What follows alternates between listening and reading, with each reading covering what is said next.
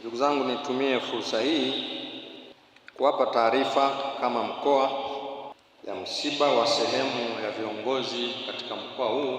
Leo asubuhi tumepata msiba wa mbunge wa jimbo la Peramiho Jenista Joakim Mhagama ambaye amefariki Dodoma kwa ugonjwa. Namuomba Mwenyezi Mungu amjalie mapumziko mema kwenye safari yake ambayo ameikamilisha leo.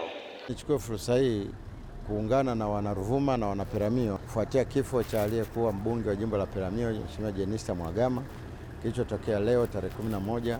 Tuna majonzi makubwa sana kwa kazi kubwa ambayo ameifanya. Kwanza, Jenista Mhagama ni mwanachama wa Chama cha Mapinduzi, tena ni mwanachama mwaminifu. Amekitumikia chama hiki zaidi ya miaka 38 katika nafasi ya wanachama, uongozi wa UWT, uongozi wa chama, na sasa ni mwakilishi wa wananchi.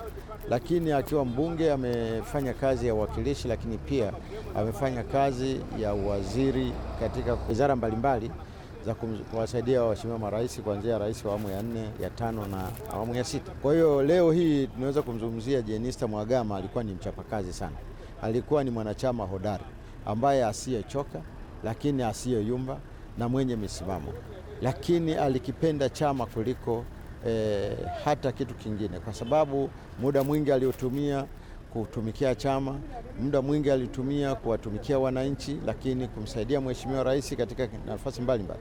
Na ndio maana hata Mheshimiwa Dr. Samia Suluhu Hassan, Rais wa Jamhuri ya Muungano wa Tanzania, aliwahi kutamka kwamba Jenista ni kilaka chama.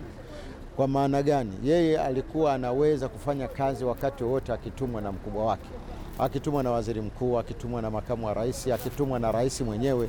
Yeye aliweza kufanya kazi bila kuchoka wala bila kuona kwamba labda hii kazi itamshinda, lakini alikuwa anapokea maelekezo na anaenda kuyafanyia kazi, na kipindi chote alikuwa anafanikiwa, na kila maeneo ambayo alikuwa anapeleka kufanya kazi alikuwa anafanya vizuri, na ndio maana alikuwa anapongezwa, lakini ndio maana alikuwa bado anaaminiwa, na ndio maana wananchi wa Peramiho waliendelea kumwamini. Hata sisi viongozi wa Chama cha Mapinduzi wa mkoa wa Ruvuma ni kati ya viongozi ambao tuliwaamini na tuliwapenda na tuliwategemea kabisa katika masuala yote ya chama na hata upande wa serikali na kwa wananchi.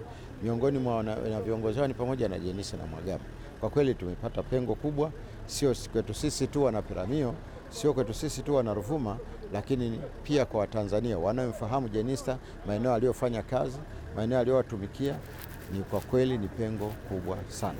Na hivi kazi kubwa tulionayo ni kumwombea kwa Mwenyezi Mungu ili roho yake ikakae mahali pema peponi.